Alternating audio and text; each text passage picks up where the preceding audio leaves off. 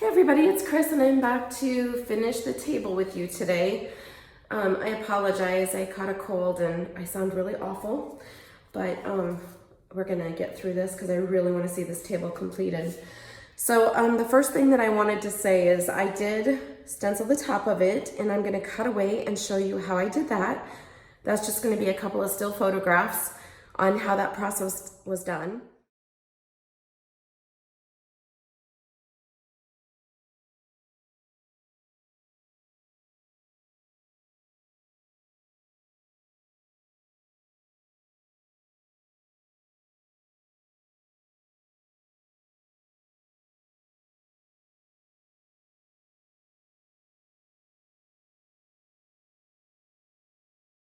And then I've also leveled my table. So whenever you do resin, you want to make sure that your surface is completely level.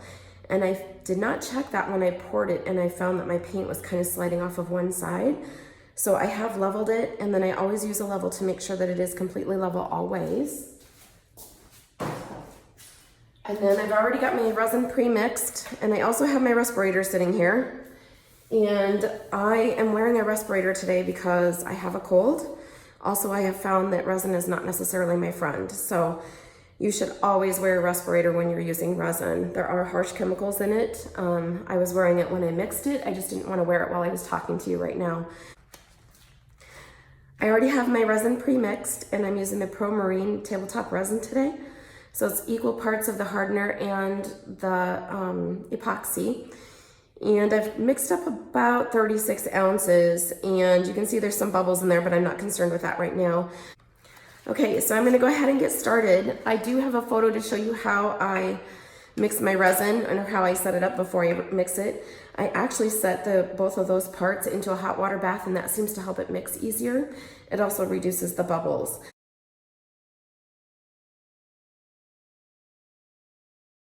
I've got my little tongue depressor here, and that's what I'm gonna kind of help to spread it out onto the surface of the table. I'm gonna go ahead and put my respirator on, and then I will probably fast forward through this part and take out the sound so that you don't have to listen to me breathing through the respirator, because I kind of sound like Darth Vader's sister, I think. So hold tight and let's get this baby resined.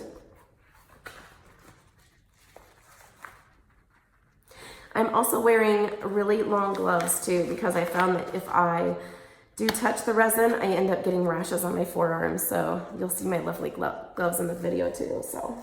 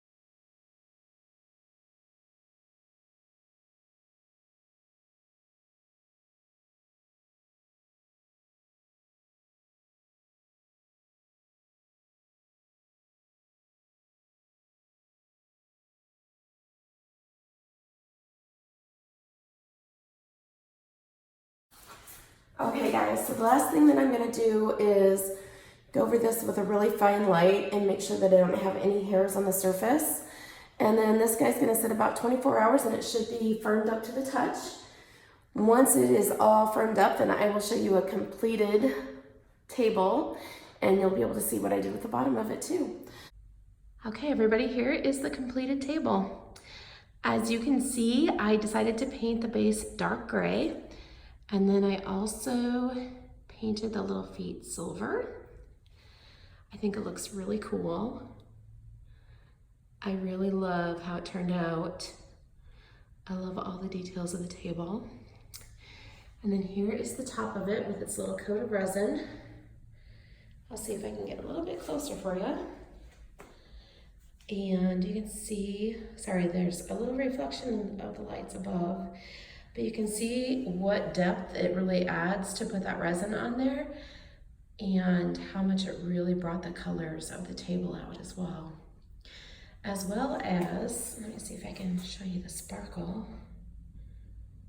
So there's that silver glitter that was in the pour when I first poured the table.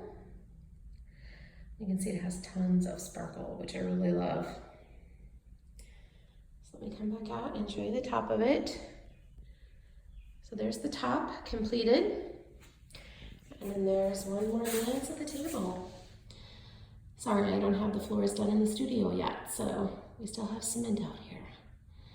All right, guys, that is the completed table, all ready for its new home. If you have any questions, please let me know. I hope you've enjoyed this little transformation of this cute little table, and I hope it inspires you to do something fun as well. Thanks so much. Bye-bye.